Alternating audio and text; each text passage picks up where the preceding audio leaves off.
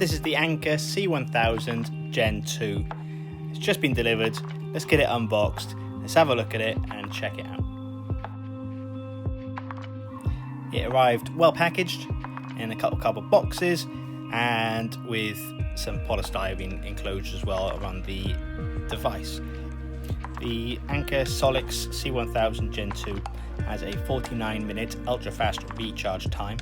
It outputs via 10 ports at 2000 watts and can peak at 3000 watts. It has a 1024 watt-hour capacity and is ideal for emergencies. It is a compact and portable device. Anker themselves say it's 14% smaller and 11% lighter than similar models. In the box, you get the Anker Solix C1000 Gen 2, a AC charging cable, car charging cable, quick start guide, and a safety and warranty card. In the UK, we have 4 normal plugs on the front, 3 USB-C fast charge ports, and a USB port as well.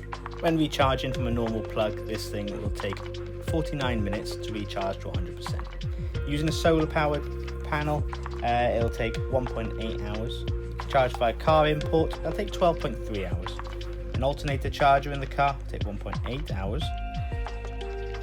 And you can combine AC and solar, and that'll take 0.8 hours to go from 0 to 100%. This thing weighs 11.3 kilos, it's 38.4 centimeters wide, it's 14% smaller and 11% lighter than comparable models.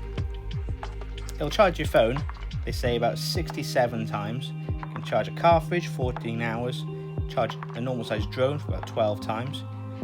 You can use it for heavy duty work like use the lawnmower, use a power drill, chainsaw, power saw, depending on those devices' needs.